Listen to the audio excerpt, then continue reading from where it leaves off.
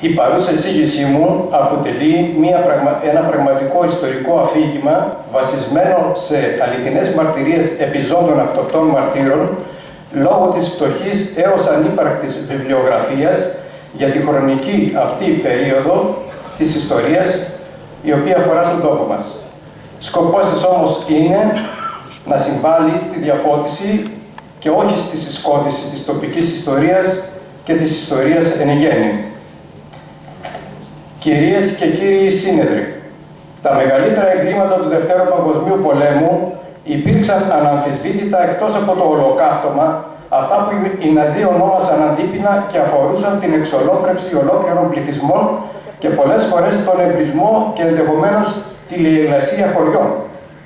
Τεράστιος είναι ο κατάλογος των ελληνικών χωριών, 1770 περίπου, που κάηκαν από τους Ναζί και χιλιάδες τα θύματα, άνδρες, γυναίκες, παιδιά, άμαχοι όλοι, που σφαγιάστηκαν προκειμένου να τρομοκρατηθεί ο πληθυσμός και να μην παρέχει την υποστήριξή του στις αντάρτικες ομάδες που μάχονταν τους κατακτητές. Το ομολογούν και οι ίδιοι οι Ναζί, διαστόματος του Υπουργού Εθνικής Οικονομίας του Τρίτου Ράιχ, Βάλτερ Φουνκ. Η Ελλάς δοκίμασε τα δεινά του πολέμου και υπέστη τις συνέπειες του όπως ίσως καμιά άλλη χώρα της Ευρώπης. Δεν είναι τυχαίο πως στη δίκη της Νιρεμβέργης το δικαστήριο έκανε λόγο για τις 1000 άγνωστες Λίτιτσε της Ελλάδος. Για τους μη γνωρίζοντες, το Λίτιτσε είναι ένα μικρό τσεχοσλαβάκικο χωριό, στο οποίο η τοπική αντίσταση το 1942 φώνευσε σε ενέδρα τον ναζιστή Γερμανό κυβερνήτη της Τσεχοσλοβακίας, τον διαβόητο Χάινριχ, με αποτέλεσμα ολόκληρο το χωριό να υποστεί ένα ολοκαύτωμα και να εκτελεστούν 476 κάτοικοι. Ένα μικρό απέριτο και αιματοβαμμένο λιθαράκι στα θεμέλια του ιστορικού μνημείου της εκατόμβης των ελληνικών ολοκαυτωμάτων της γερμανικής κατοχής έχουν προσθέσει ταπεινά τα χωριά των Γαβγονίων, Βογκόπετρα, νέα ονομασία Πάδι, Τρανόβαλτο και Μικρόβαλτο, τα οποία γνώριζαν την ναζιστική κτηνοδία κατ' επανάληψη, η οποία έσπερε στη διάβα της δυστυχία, αγωνία, καταστροφή και θάνατο. Η καταστροφή των προαναφερομένων χωριών αποτελεί ένα ακόμη λησμονημένο, εντός εισαγωγικών, επεισόδιο του κοντινού μας παρελθόντος, που αν μη τι άλλο επιβεβαιώνει τη ρίση ενός στοχαστή της εποχής του διαφωτισμού, ότι τελικά οι μόνοι οι οποίοι διδάσκονται από την ιστορία δεν είναι παρά οι λίγοι εκείνοι οι οποίοι τη μελετούν.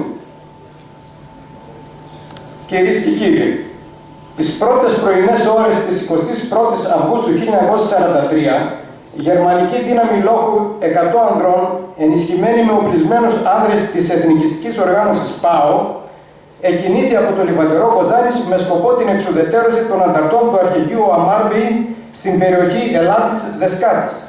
Επικεφαλής του αρχηγείου ήταν τότε ο μόνιμος αξιωματικός του ελληνικού στρατού Θεόδωρος Καλίνος με το ψευδόνυμο Αμάρβεης. Πλην όμως, έξοδο του χωριού Βογκόπετρα και συγκεκριμένα στην τοποθεσία Άγιος Γεώργιος Βογκόπετρας, το εχθρικό τμήμα ενέπεσε σε ενέδρα του τοπικού εφεδρικού Ελλάς, αποτελούμενος από τις δεκαρχίες Τρανοβάλτου, Μικροβάλτου και άλλων γειτονικών χωριών, με επικεφαλής τον Νικόλαο Σταθόπουλο, τον Κεραυνό. Η μάχη υπήρξε σύντομη, διότι από έλλειψη πυρομαχικών και εμφανώς ολιγότεροι αντάρτες άρχισαν να συμπτύσσονται κανονικά. Κατά τη διάρκεια της ανταλλαγής πυρών, σκοτώθηκε ένας Γερμανός στρατιώτης και τραυματίστηκαν άλλοι 2. Μενόμενοι οι Γερμανοί εισέβαλαν στο μικρό οικισμό της Βογκόπετρας, όπου οι κάτοικοι της είχαν προλάβει να τον εγκαταλείψουν έγκαιρα, φοβούμενοι τα χειρότερα και βρίσκοντας καταφύγιο σε γειτονικές δασικές περιοχές. Οι Γερμανοί έκαψαν ολοσχερώς στο χωριό, το σχολείο και την εκκλησία του Αγίου Αθανασίου. Δεν έμεινε τίποτα όρθιο. Η απαρχή για την ολοκληρωτική εγκατάλειψη της Βογκόπετρας είχε συντελεστεί. Ένας μικρός οικισμός, τόπος καταγωγής του Επισκόπου Σερβίου και Κοζάνης Κωνσταντίου Ματουλόπουλου, θα έσβηνε για πάντα από το χάρτη. Οι δε κάτοικοι της Βογκόπετρας θα εγκατασταθούν μετά την απελευθέρωση στο Τρανόβαλτο, στο Λιβαδερό, στο Σπάρτο, στην Ιαννή και στην Κοζάνη. Μετά τον εμπρισμό της Βογκόπετρας, οι Γερμανοί κατευθύνθηκαν προς το γειτονικό Τρανόβαλτο με προφανή σκοπό να εκδικηθούν για τις απώλειες που είχαν υποστεί από την προηγούμενη ενέδρα του Ελλάς. Οι κάτοικοι του χωριού έγκαιρα είχαν ειδοποιηθεί για την επιδρομή και οι πλειονότητες αυτών είχε καταφύγει στο τοπικό δάσος της Βουργάρας. Ωστόσο βρέθηκαν και ορισμένοι που αγνοώντας την προειδοποίηση έμειναν στο χωριό, νομίζοντας ότι οι Γερμανοί δεν θα τους πειράξουν. Οι Γερμανοί συνέχισαν και εδώ την ίδια τακτική, αφού είχαν αναπτύξει την πυρπόληση σε τέχνη. Αφού λαιλατούσαν πρώτα τα σπίτια, κατόπιν ταράτιζαν με μια ειδική, άσπρη, παρασκευασμένη εμπριστική σκόνη και ακολούθως με ένα ή δύο πυροβολισμούς, αυτά μετατρέπονταν σε παρανάλωμα πυρός μαζί με τους αχερώνες και τις αποθήκες με τα γεννήματα και τις ζωοτροφές. Μέσα σε λίγη ώρα, ολόκληρο το χωριό είχε μεταβληθεί σε μια κόλαση φωτιάς. Μαζί με τα σπίτια τα οποία κάηκαν σε ποσοστό 80%, αποτεφρώθηκαν το σχολείο και η εκκλησία του Αγίου Αθανασίου. Τη φοβερή καταστροφή διέφυγαν μόνο 10 σπίτια. Επειδή ήταν η εποχή του αλωνίσματος, όλες οι θυμονιές του χωριού εκάησαν. Παράλληλα με την πυρπόληση των σπιτιών, οι Γερμανοί πυροβόλησαν και εφόρευσαν εντός του χωριού 3 γυναίκες, τη μία δε έριξαν ζωντανή στο φλεγόμενο σπίτι της και απανθρακώθηκε. Συγχρόνως συνέλαβαν όσους άνδρες βρήκαν εντός του χωριού, 12 περίπου, και αφού τους οδήγησαν στην περιοχή Φτέρη Τρανοβάλτου, τους εκτέλεσαν για τον όπλο. Μεταξύ των εκτελεστέντων βρίσκονταν και ο Παπανικόπουλος ή Παπαγιάννης Αντώνιος, αδελφός του εκτελεστέντος Παπανικόπουλου Γεωργίου, ο οποίος διέφυγε ως εκ θαύματος στον θάνατο, παριστάνοντας τον σκοτωμένο ανάμεσα στους συντρόφους του και έτσι διασώθηκε. Επίσης, στη θέση μετόχη Τρανοβάλτου την ίδια χρονική περίοδο, οι Γερμανοί εφώνευσαν άλλους 2 Άρηνας κατοίκους του χωριού. Στη συνέχεια, οι Γερμανοί έφτασαν στο Μικρόβαλο. Και εδώ ένα μέρος των κατοίκων είχε εγκαταλείψει το χωριό και κατέφυγε σε διάφορες δασόδες τοποθεσίες. Είχαν παραμείνει στο χωριό αρκετοί κάτοικοι, κυρίως γέροι, γριές και παιδιά, οι οποίοι με επικεφαλής τον ιερέα του χωριού και καθώς και τον πρόεδρο αυτού, υποδέχτηκαν με ειρηνικό τρόπο τους Γερμανούς, παριστάνοντας τους φιλήσυχους και νομοταγείς πολίτες με σκοπό να διασώσουν το χωριό τους. Οι Γερμανοί, αν και είχαν άγριες διαθέσεις, φαίνεται πως ικανοποιήθηκαν από την γενόμενη υποδοχή και στην αρχή δεν πείραξαν κανένα. Κατά την έξοδό τους όμως από το χωριό, κάποιος από αυτούς έβαλε φωτιά στον αχυρώνα του Νικολάου Σταδόπολο, Κεραυνού, όπου ο ιδιοκτήτης του είχε κρυμμένα πυρομαχικά από τον πόλεμο του 1940-1941, τα οποία με τη φωτιά άρχισαν να εκρήγνεται, ενώ την ίδια στιγμή στη θέση ράχη οι εισβολείς ανακάλυπταν όπλα και χειροβομβίδες. Όλα αυτά τα γεγονότα αποτέλεσαν την αιτία να θυμώσουν οι Γερμανοί να επιστρέψουν μενόμενοι στο χωριό και να αρχίσουν να πυρπολούν συστηματικά τα σπίτια του χωριού, καίγοντας το σχολείο και την εκκλησία του Αγίου Γεωργίου. Μόνο 4 σπίτια γλίτωσαν από τον εμπρισμό. Συγχρόνως άρχισαν να σκοτώνουν όσους άντρες έβρισκαν στα σπίτια τους, κυρίως γέρους και ανήμπορους. Εκτελέστηκαν την αποφράδα αυτή η μέρα 11 άρενες κάτοικοι του Μικροβάλτου. Μετά την διάπραξη των παραπάνω ακροτήτων, οι Γερμανοί, αφού πήραν ως ομήρους 45 περίπου άμαχους άνδρες, αναχώρησαν με προορισμό την Ιαννή, όπου οι όμεροι κρατήθηκαν στην εκκλησία της Κοίμησης της Θεοτόκου, στην πλατεία του χωριού. Κατά τη διάρκεια της νύχτας, πολλοί από τους κρατούμενους κατάφεραν να αποδράσουν από την πίσω πόρτα της εκκλησίας και να επιστρέψουν στο Μικρόβαλτο. Οι υπόλοιποι 13 όμηροι περίπου μετεφέρθησαν αρχικά στην Κοζάνη, μετά στη Φλόρινα και κατόπιν στο στρατόπεδο του Παύλου Μελά στην Θεσσαλονίκη, που ήταν χώρος φυλάκισης, κακοποίησης και εκτέλεσης Ελλήνων πατριωτών στα μαύρα χρόνια της κατοχής. Εκεί παρέμειναν έγκλειστοι για 7 μήνες, ζώντας με την αγωνία των ανυπεράσπιστων θυμάτων των Ναζί, εξαιτίας της αβεβαιότητας και της ψυχοφθόρας διαδικασίας αναμονής, αφού καθημερινά έβλεπαν τον κατακτητή να παίρνει συγκρατούμενους τους και να τους οδηγούν για εκτέλεση στο Επταπύργιο.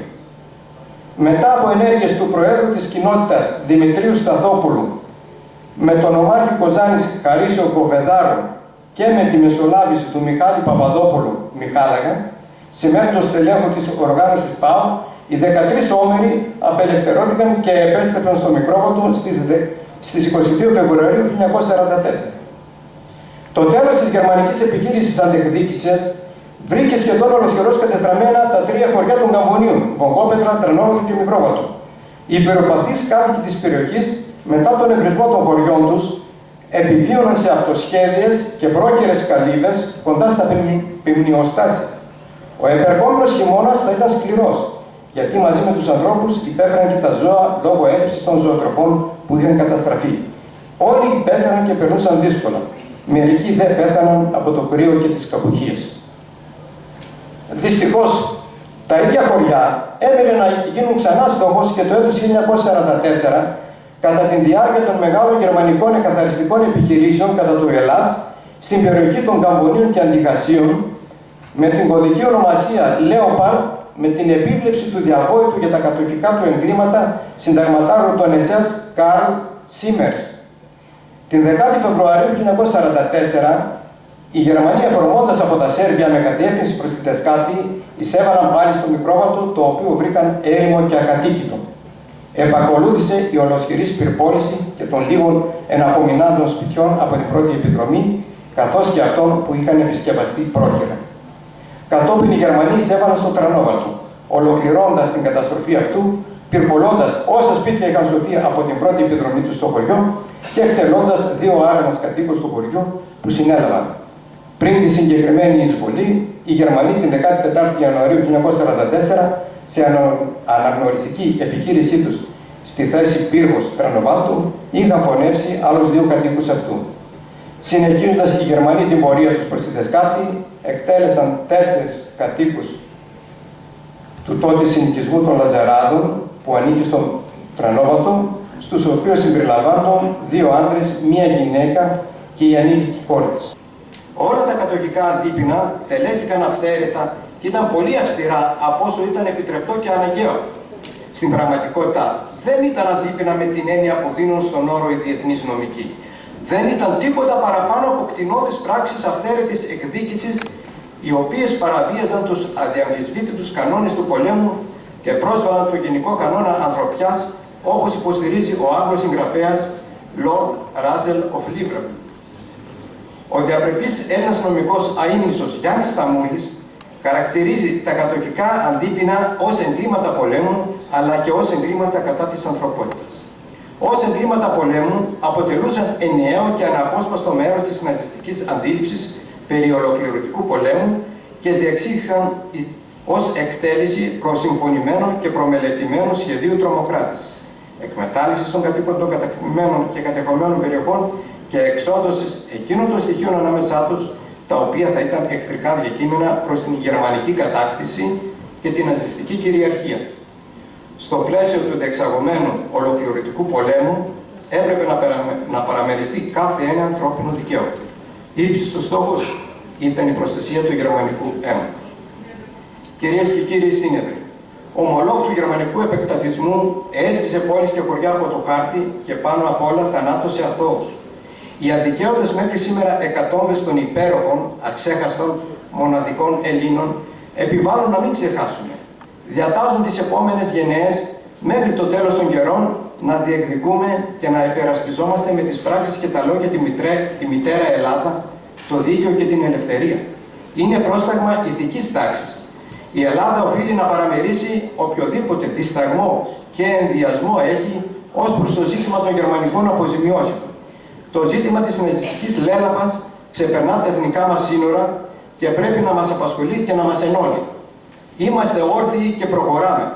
Και προχωράμε γιατί είμαστε όρθιοι. Σας ευχαριστώ πολύ για την προσοχή που δείξατε.